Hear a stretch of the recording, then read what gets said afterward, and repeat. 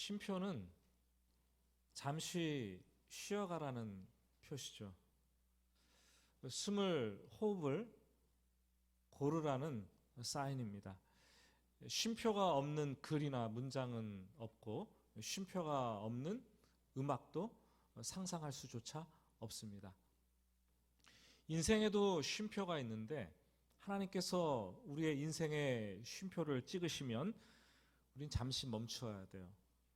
잠시 기다리면서 기도해야 하죠. 그때 우리는 실패를 통해서 멈추기도 하고 질병을 통해서 쉬기도 하고 고난을 통해서 기도하기도 합니다. 갈등을 통해서 좀 쉬어가기도 하고 큰 장애물을 맞닥뜨려서 잠시 기다리라는 하나님의 말씀을 듣기도 하고 또 때로는 기다리면서 쉬면서 하나님의 음성을 듣고 하나님의 뜻을 분별하는 일도 해냅니다. 그때는 할 일 없이 그냥 멈추고 쉬면서 기다려야 되는 거죠. 때로는 그 멈춤 그리고 기다림, 기도하는 시간이 3일이 될 수가 있고 때로는 30일이 될 수가 있고 때로는 3년이 될 수 있고 아니 훌쩍 인생의 절반 가까운 30년이나 기다릴 수도 있습니다. 하지만 그 기다리는 시간은 쉬는 시간은 참 소중한 거예요. 하나님의 뜻을 분별하고 다음에 되어질 일들을 아주 철저하게 준비하는 그런 시간이기 때문입니다. 기다리다가 마냥 그냥 기다리다가 끝나는 것이 아니라 하나님의 때에 기다림의 시간이 끝나고 나면 하나님은 기막힌 타이밍을 포착하셔서 우리에게 행동 개시라는 사인을 주십니다. 움직이라고 하시는 거예요. 그러면 우리는 그때는 자리를 훌훌 털고 일어나서 행동으로 옮겨야 되겠죠. 멈출 때를 알고 나아갈 때를 구별하여서 멈추고 나아가고 적절히 하는 것, 분별하는 것이 신앙입니다. 그것이 신앙 생활이에요. 그렇기 때문에 신앙은 타이밍이다. 신앙은 타이밍이다 라고 말할 수가 있습니다. 그것만 잘해도 실패하지 않고 신앙은 쑥쑥 성장하게 됩니다. 그런데 우리는 어떻습니까, 여러분? 하나님께서 야, 좀 멈춰라. 야, 좀 멈추고 기도해라. 하는데 성급하게 움직일 때가 있어요. 아니 이제는 주저앉아 있지 말고 좀 일어나라. 행동 개시해라. 말씀하시는데 그냥 계속 그 자리에 뭉개고 앉아서 비비적거리고 일어나지 못하는 그런 경우도 있습니다. 신앙은 고 스톱이 이것만 잘해도 신앙에 우리가 성공을 거두게 된다는 거죠. 오늘 우리는 느헤미야를 보는데 느헤미야가 기도하며 기다리기를 마친 후에 기막힌 타이밍이 되었을 때 드디어 행동으로 옮기는 모습을 보게 됩니다. 1장 마지막 절을 보면은 느헤미야가 드린 기도의 마지막 결론은 이렇게 끝이 나고 있어요. 마지막 끝부분을 보시면 오늘 종이 형통하여 이 사람들 앞에서 은혜를 입게 하옵소서 하였나니 그때 내가 왕의 술관원이 되었더라.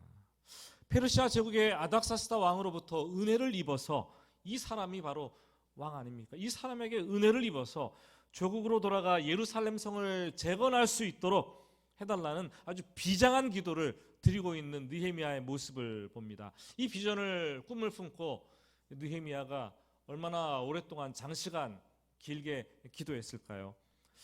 1장 1절 말씀을 보시면 아닥사스다 왕 제20년 기슬루월에 수산궁에 있을 때 예루살렘 성이 황폐되었고 백성들이 고난을 받는다는 소식을 듣고 바로 그 자리에 앉아 금식하며 기도하기를 시작했습니다. 그런데 오늘 말씀 2장 1절 말씀을 보니까 아닥사스다 왕 제20년 니산월이 되었다고 얘기를 합니다.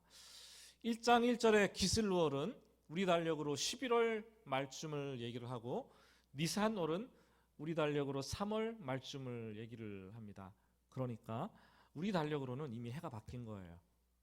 페르시아 달력으로는 연장 제 20년이지만 해가 바뀌고 겨울에서 봄으로 넘어오는 4개월 동안 꼬박 걸쳐서 한 가지 기도 제목을 가지고 줄기차게 기도해왔던 느헤미야의 모습을 우리는 보게 됩니다. 4개월 거의 맞춰질 때 그 기도 문제를 가지고 기도하다가 왕 앞에 나오게 된 것이죠. 여러분 한 가지 기도 제목을 가지고 얼마나 오랫동안 기도해 보셨나요?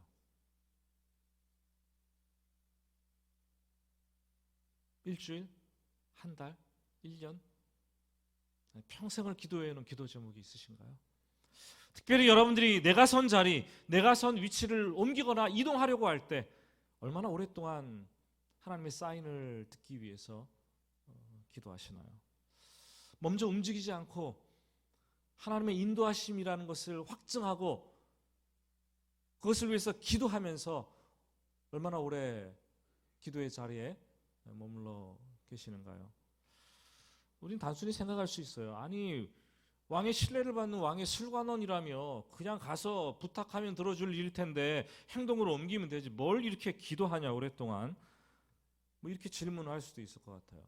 근데 느헤미야는 오랫동안 한 가지 제목을 가지고 계속해서 기도를 해나갑니다.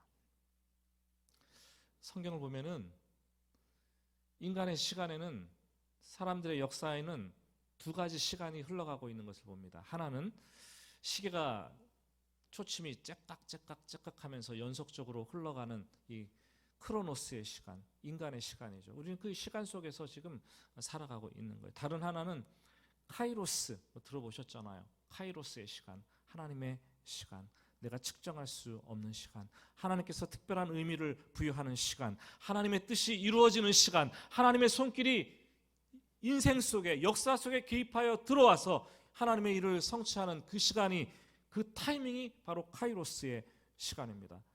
예를 들어 볼까요? 아브라함은 75세 때에 하나님께서 아들을 주겠다라고 약속을 하셨습니다. 말씀하셨어요. 아브라함은 자신의 크로노스의 시간, 인간의 시간 속에 그 아들을 기다립니다. 자기 나름대로 계획을 세우고 몇 년 후라고 생각을 하면서 이쯤 될 것이다 라고 추측을 하고 나가죠. 기다리면서 마음이 조급해지는 거예요. 인간의 시간이 있는데 이루어지지 않으니까 조급해지는 거예요. 결국 하갈이라는 첩을 통해서 아들 이스마엘을 낳았습니다. 그런데 하나님은 아브라함이 100세가 되었을 때 이 카이로스의 시간, 하나님께서 이때다, 하나님께서 보시기에 가장 좋은 시간, 그때 약속대로 아들을 선물로 주셨습니다. 왜 100세 때가 하나님께서 개입하시는 카이로스의 시간이었을까요?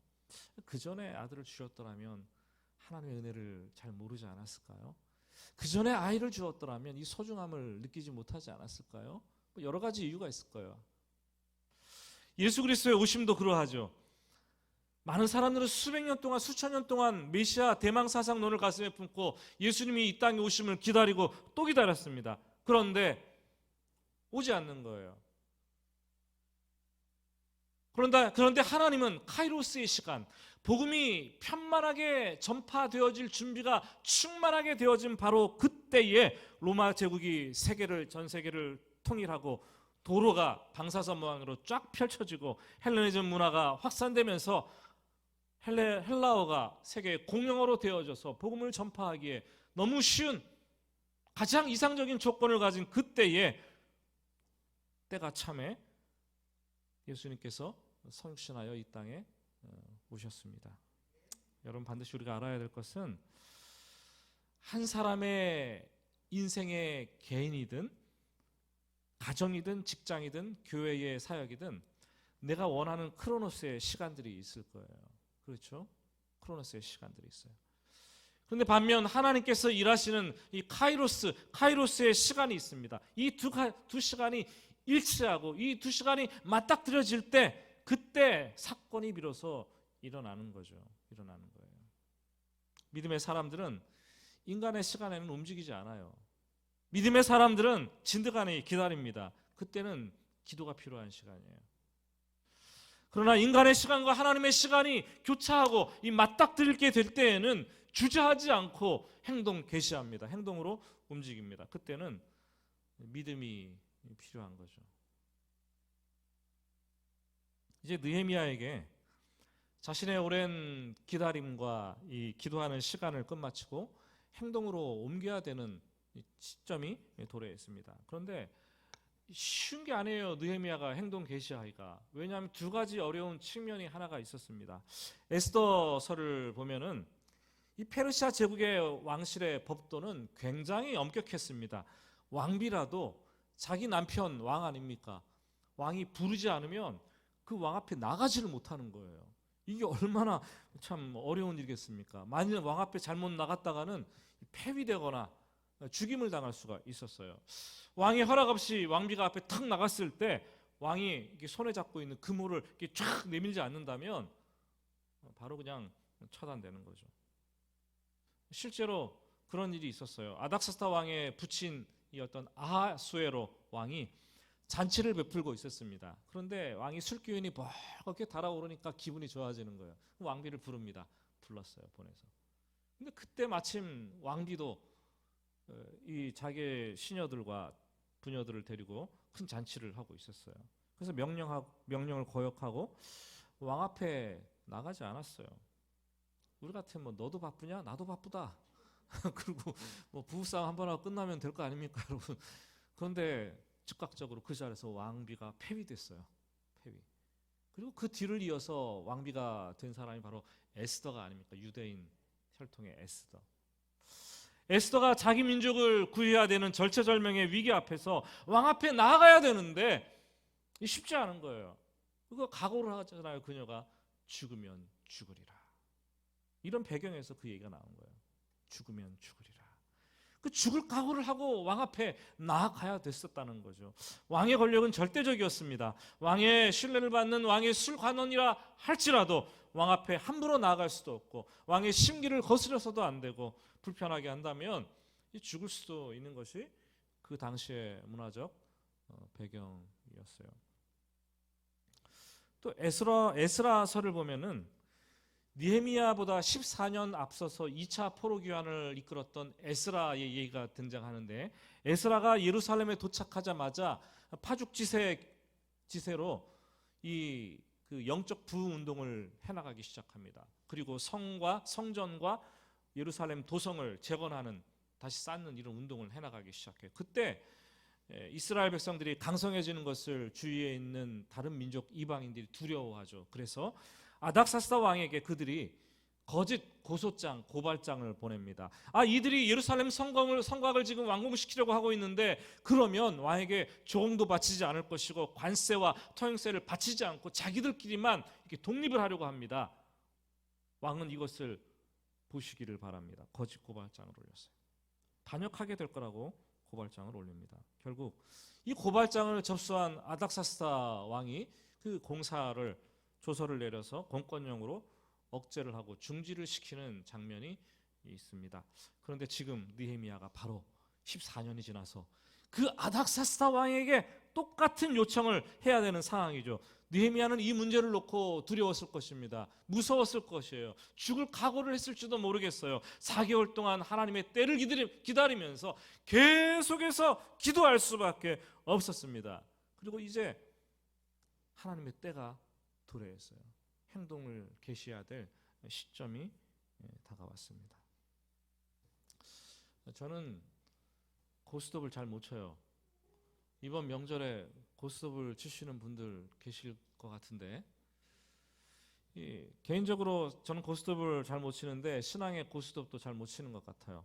룰도 잘 모르고 언제 고 해야 될지, 언제는 스톱이라고 외쳐야 될지 잘 모르겠고, 그래서 어떤 일을 할 때에는 성급한 마음으로 기다리지 못하고 너무 서둘러서 실패하기도 하고, 또 필요 이상으로 어떤 때는 하나님께 묻고 또 묻고 또 묻고 계속 묻기만 하고 주저앉아서 행동 개시하지 않을 때가 있습니다. 그래서 가끔 피박이라고 그러죠. 피박도 뒤집어 쓰고 그러는 것 같아요. 그렇기 때문에 하나님께 기도하면서 또 믿음을 달라고 간구할 수밖에 없는 것 같습니다. 주님, 하나님의 타이밍을 알고 싶습니다. 주님, 기다려야 될 때와 행동할 때를 분별할 수 있는 이 분별력을 저에게 주시기를 원합니다. 기다려야 할 때 성급하게 움직이지 않고 하나님의 때가 되어서 움직여야 할 때 주저앉아서 이를 그르치지 않도록 주님 도와주시기를 원합니다. 여러분 이런 기도를 드리십니까? 그냥 내 마음대로 내 마음대로 하기 싫어 그냥 주저앉아 있고 이러십니까? 1절부터 3절 말씀을 보시면 비슷한 단어가 4번이나 기록이 반복되어 나옵니다. 왕 앞에서 수심, 얼굴에 2절에 얼굴에 수심, 내 마음에 근심, 그리고 3절에 얼굴에 수심. 사람의 얼굴을 보면 지금 그 사람의 마음 상태가, 그 사람의 영성이, 영적인 상태가 어떤지 잘 알 수 있습니다. 그대로 다 드러나는 거예요. 지금 마스크를 쓰니까 여러분들이 잘 안 보여요. 그죠? 얼굴이 어떤지 여러분들 저를 잘 보시지만 처음에는 이 마스크를, 코로나가 시작되면서 마스크를 쓰고 썼을 때 제가 설교를 이렇게 하는데 도무지 힘들어서 견딜 수가 없어요. 벽에다 대고 설교하는 것 같더라고요.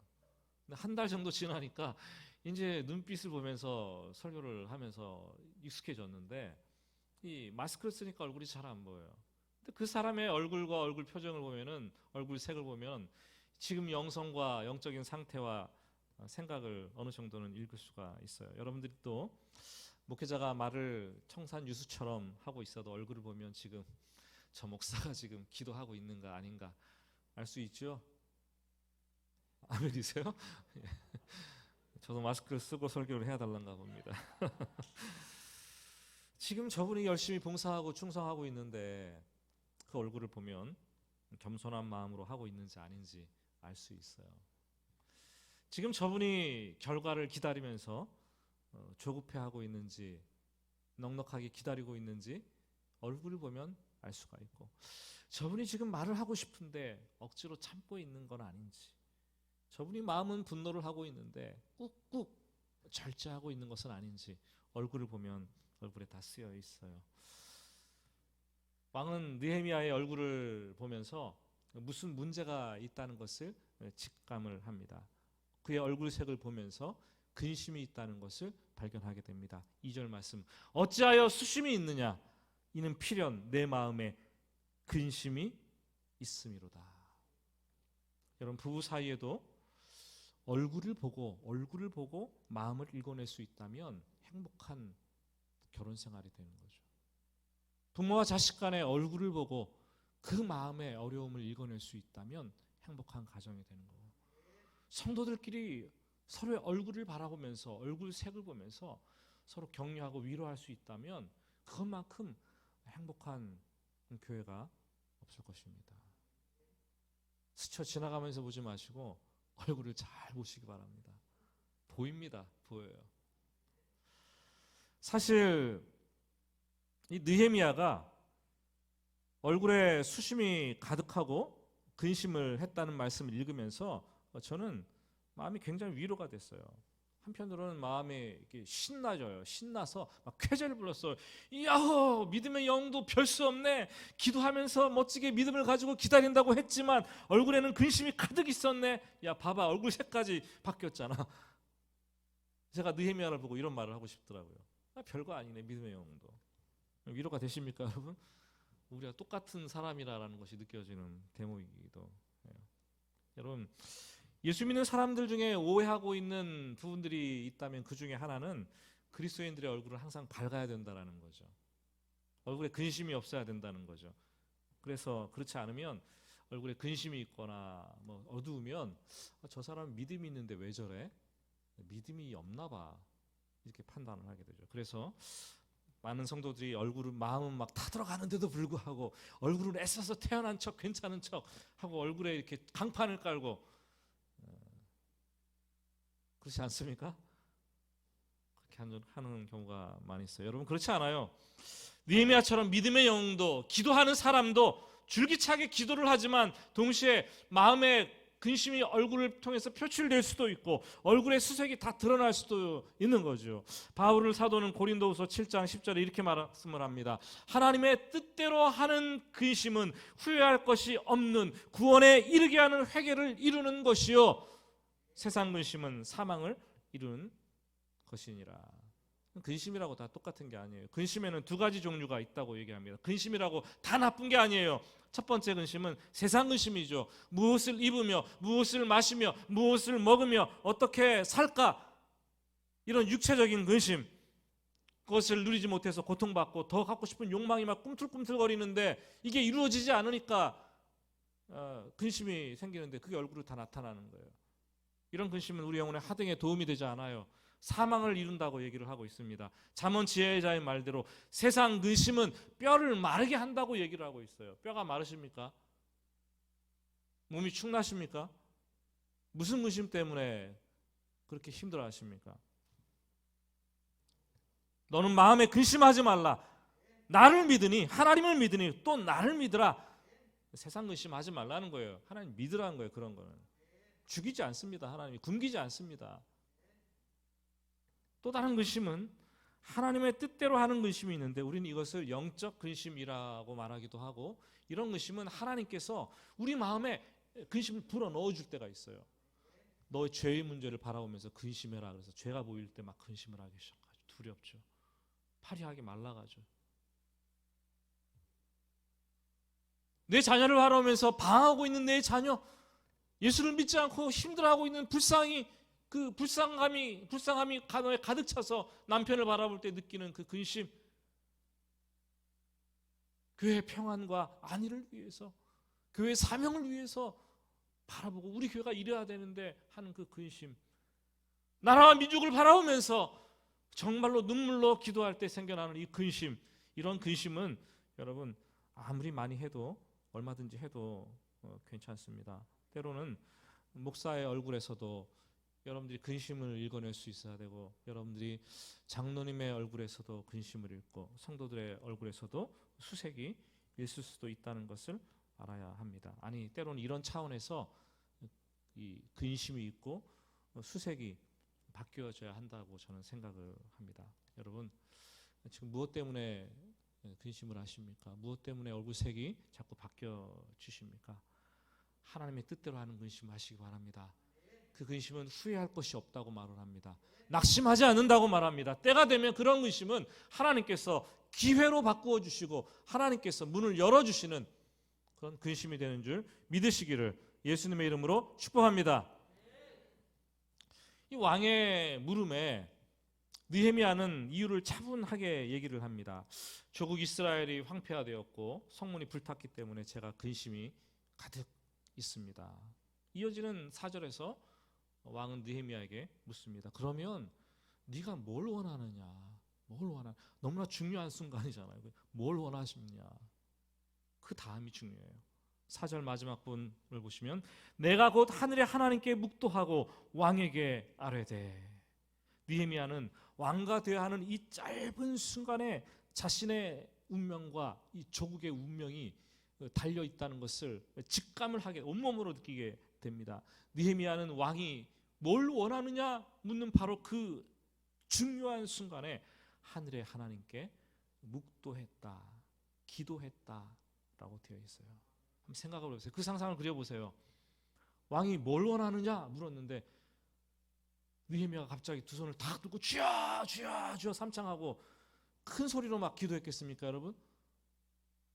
아니면 잠깐만요 하고 두세 시간 있다 동안 기도를 했겠습니까, 여러분?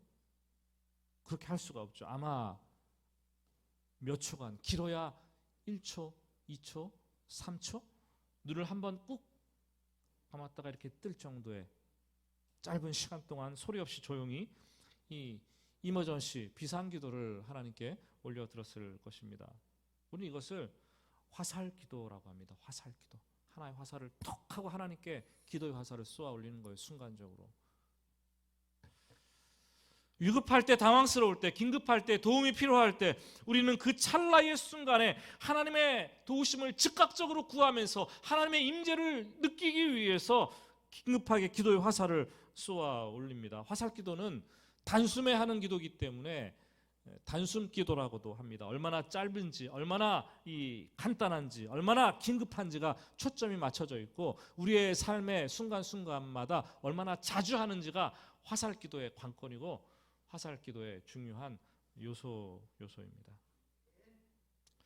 느헤미야가 평소에 하나님을 의지하고 기도하는 습관이 없었다면 이 중요한 절체절명의 순간에 이런 하나님을 생각하며 묵도할 수가 있었을까요? 그렇지 않았을 거예요. 내가 계획한 대로 왕의 슛을 다 이끌어지네. 내가 이걸 기회를 놓치면 안 되지 하고 왕에게 바짝 매달려야 될 그런 순간이에요. 왕에게 집중해야 되는 순간이에요. 평소에 기도하지 않았다면 화살 기도를 하지 못했을 거예요. 왕에게 바라보면서 어떻게 왕에게 막 매달릴까 그냥 정신없었을 것입니다. 그런데 느헤미야는 왕도 한낱 사람이라는 것을 알았어요. 1장 11절 말씀을 보면 기도할 때 이 사람에게 은혜를 입게 하옵소서. 은혜를 주는 게 이 사람이에요, 하나님이에요? 하나님이 이 사람을 통해서 주라는 거예요. 하나님이 은혜를 주시는 분이라는 거예요. 만사의 주관자가 하나님이라는 거죠. 내가 이 사람에게 은혜를 입을 텐데 그것은 하나님께서 주셔야만 가능하다라는 거죠. 그렇기 때문에 일이 아무리 다급한 상황이 되어도 그 사람을 어떻게 해서든지 그 사람에게 구워 삼고 매달릴 수밖에 없는 상황이라고 판단이 되어도 우리는 그 사람보다 그 일보다 더 중요한 분이 하나님, 그 사람을 주관하는 분이 하나님이라는 사실을 깨닫고 기도부터 하는 거예요. 그렇기 때문에 화살 기도를 할 수 있는 거죠. 이것이 불신자들과 우리들을 구별하는 극명한 차이입니다. 차이예요. 우리는 하루를 살면서도 순간순간 급변한 상황을 맞이하고 신속하게 일을 처리하고 결정해야 되는 그런 시간들이 자주 다가오는 것을 우리는 봅니다. 그때 상황을 볼 수밖에 없겠죠. 사람들을 볼 수밖에 없겠죠. 그러나 그보다 먼저 하나님을 직시하고 기도의 화살을 쏘아 올리는 것이 우리의 모습입니다. 아주 짧은 찰나이지만 그 순간에 하늘로부터 내려지는 지혜가 있고 하나님의 임재가 있음을 믿으시기를 바랍니다. 담대함을 주시는 거예요. 제가 오래전에 잘 기억도 안 나는데 세인트루이스에서 청년 사역을 담당하고 있을 때 목사로 섬길 때 한국에서 한 전도사님이 유학을 막 가도 온 적이 있어요. 지금 목사가 돼서 목회를 하고 있는 목사님인데 어느 날 이렇게 사역 회의를 하고 큰 프로젝트를 하나 진행하기 위해서 회의를 막 합니다. 근데 누가 맡기는 맡아야 되는데 이 일이 너무 어려운 거예요. 한국에서 온 전도사님이 맡기에도 지금 언어도 안 되고 좀 어려운 부분들이 여러 가지가 힘든 것들이 있었어요. 그런데 누가 맡기는 맡아야 되는 거죠. 그래서 일을 고민하다가 일을 분배하는데 그 전도사님이 맡으면 좋겠다라는 생각이 되어서 그 전도사님에게 부탁을 하게 회의 그룹에서 하게 됩니다. 아주 잠깐이었어요. 아주 잠깐이었는데 그 전도사님이 눈을 이렇게 꽉 감고 이렇게 있다가 뜨더라고요. 이렇게 뭐 하는 것인가 저분이 지금 왜 눈을 감아? 처음에 그렇게 생각했죠. 근데 그때 그 전도사님은 화살 기도를 하나님께 했어요. 아주 짧은 순간이지만 하나님 뭐라고 했는지 모르겠어요. 화살 기도를 했어요. 실제로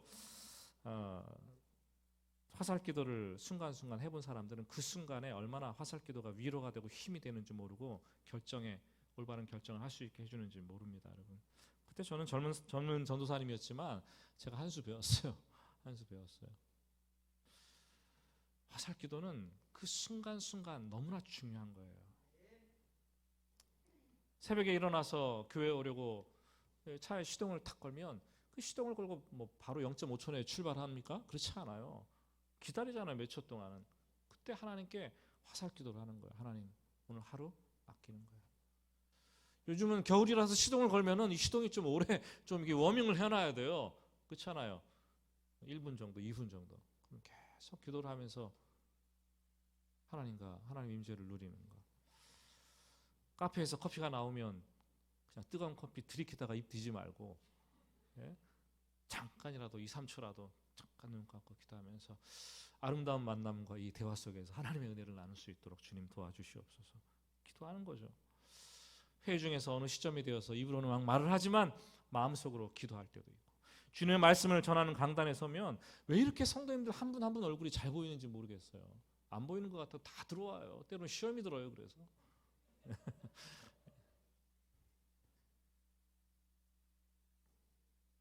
저분은 오늘따라 무척 아파 보이는데 하나님 마음의 평안을 저분에게 좀 주시기를 원합니다. 설교하면서 기도하는 거예요. 그분을 위해서. 저분은 오늘따라 왜 이렇게 피곤해 보이지? 하나님, 저분은 졸지 않고 눈을 제대로 뜨고 좀 말씀을 들게 주님 도와주세요. 기도하는 거예요. 화살 기도죠. 선교지에서도 마찬가지예요. 인도에 가서 노방전도 설교를 하는데 수십 명이 모여드니까 이 경찰들이 와서 온다는 신호가 들리고 사인이 들리는 거예요. 그때 어떤 사람이 여인이 노방전도 설교를 하고 있는 중에 와서 말씀을 듣는데 분명히 제가 말은 못 알아듣지만 험담을 하고 뭔가 신고를 하고 뭐 이런 얘기가 막 그런 느낌을 받는 거예요. 설교하면서 하나님 저분 빨리 사라지게 해주세요. 마음의 평안을 주세요. 그러니까 바로 그 사람이 사라지더라고요. 이렇게 좀 위급한 순간에는 하나님께서 특별하게 임하시는 하나님의 은혜가 있다라는 거예요. 여러분, 우리는 순간순간 하나님의 도우심이 없다면 아무것도 할 수 없어요. 설령 우리가 일을 잘 이루어지는 것 같아도 제대로 되지 않습니다. 저는 여러분들이 이 화살기도가 사랑스러워지고 이 화살기도가 여러분 인생의 참 길동무가 되기를 예수님의 이름으로 축복합니다. 느헤미야가 이 4개월 동안 기도하며 준비를 했던 생각들을 기도한 후에 왕에게 차분하게 하나씩 얘기를 해나갑니다. 크게 정리하면 두 가지 간청을 하게 되는 것을 봅니다. 5절 보면은 나를 유다 땅 나의 조상들의 묘실이 있는 성읍에 보내어 그 성을 건축하게 하옵소서. 나를 유다로 보내달라는 요청이었어요.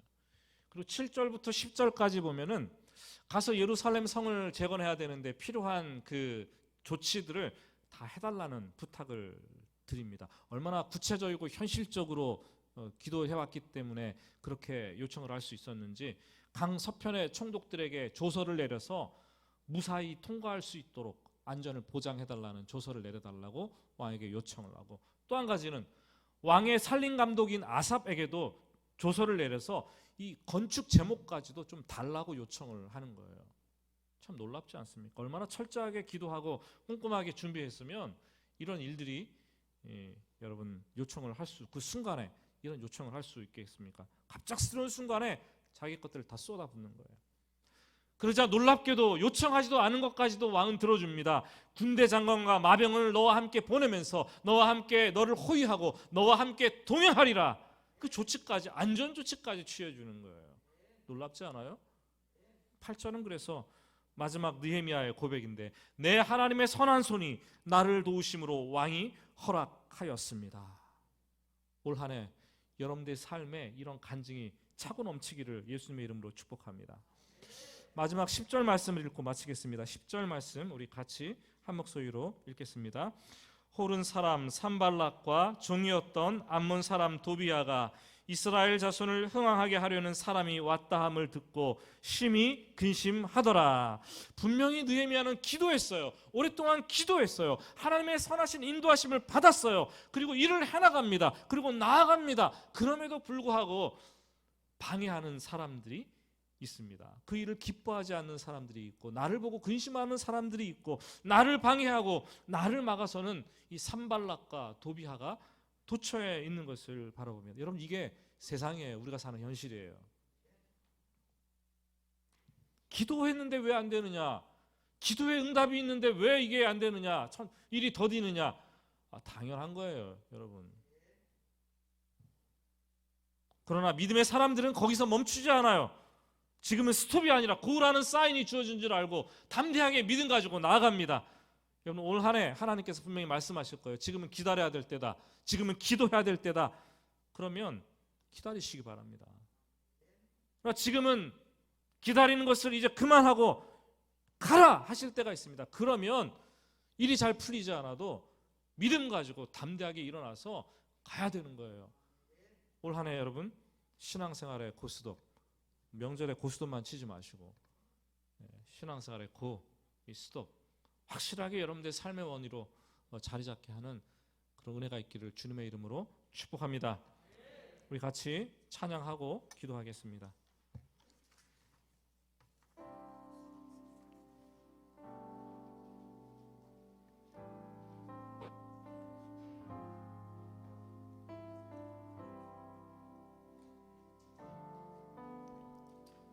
우리를 힘들게 하는 근심과 무거운 짐, 염려들이 있습니다. 그때 주님께서 그것을 맡기라고 말씀하시고 주님께서 선한 손길이 우리에게 또 내려져서 도움을 우리가 얻을 수 있어야 될 것입니다. 한번 여러분들의 염려와 근심들, 무거운 짐들 하나님께 다 고백하는 마음으로 함께 찬송하겠습니다. 내 모든 염려를 주님께, 모든 무거운 짐을 주님 앞에, 나 어느 때 길 잃고 헤매일 때 내 모든 염려를 주님께, 다시 한번 내 모든 염려를 주님께, 내 모든 염려를 주님께, 모든 무거운 짐도 주님 앞에, 모든 무거운 짐을 주님 앞에, 나 어느 때 길 잃고 헤매일 때 내 모든 염려를 주님, 다시 한번 가슴에 손을 얹고 찬양합니다. 내 모든 염려를 우리 주님께, 내 모든 염려를 주님께, 모든 무거운 짐을 주님 앞에, 나 어느 때 길 잃고 헤매일 때 내 모든 염려를 주님께. 우리 같이 기도합니다. 기도할 때